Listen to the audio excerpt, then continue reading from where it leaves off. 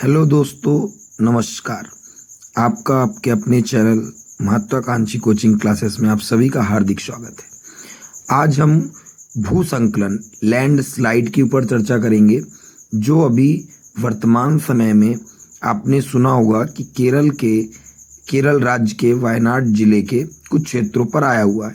बहुत ही चर्चित विषय है और इस पर हम वृहद रूप से चर्चा करेंगे। देखिए, जैसे कि भू संकलन जो है वो उसमें क्या होता है कि चट्टान व पत्थर और मलबा भारी मात्रा में तेजी से खिसकने लगते हैं, जिसे हम भू संकलन की संज्ञा देते हैं।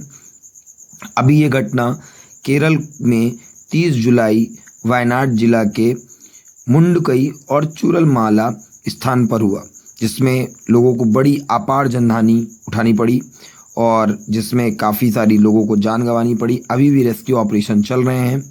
आज हम चर्चा करेंगे कि भू संकलन आखिर होता क्या है। देखिए, भू संकलन एक ऐसी प्राकृतिक आपदा है जिसमें जो सैल होते हैं, पत्थर चट्टान, वो काफ़ी बड़ी ही मात्रा में खिसकने लगते हैं, जिससे बड़े बड़े आकारों में तीव्र गति से अनायास रूप से गिरने लगते हैं और सैल इतने बड़े पैमाने पर होते हैं जिससे काफ़ी जनधन अपार हानि होती है। कई बार वो पर्वतें या मट्टियाँ नीचे खिसक जाती हैं या ज़मीन नीचे दब जाती है, जिससे अपार जनधन हानि होती है।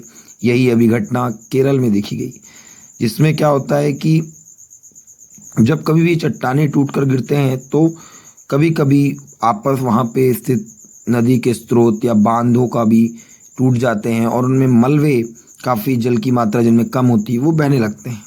अब भू संकलन के कई कारण भी हो सकते हैं। जैसे आइए हम कई कारणों पर चर्चा करते हैं। जैसे भू संकलन में ढाल का स्वभाव। भू संकलन के लिए खड़े तथा तीव्र ढाल का होना अति आवश्यक है। देखिए, भू संकलन वहीं देखा जाएगा जहां पर्वत या ढाल वाले स्थान होंगे। तो अभी जहां ये वायनाड जिले में घटना हुई, उनके पीछे भी कुछ ना कुछ पर्वत या ढलान अवश्य थे। देखिए, क्या होता है कि जब स्थल भाग नीचे या ऊपर चला जाता है तो आविर्भाव भाव से हम इसको भू संकलन नाम की संज्ञा देते हैं, क्योंकि इसमें क्या होता है कि मलबा अपने स्थान पर जाकर रुक जाता है। और दूसरा कारण ये भी हो सकता है कि जब भी भू संकलन होती है तो जल की आवश्यकता में कम पड़ती है। ऊंचे डाल वाले भागों में थोड़े से जल के सम्मिश्रण से भी मलबा क्या होता है कि चिकनाहट आ जाती है और मलबा धीरे धीरे नीचे खसकने लगता है।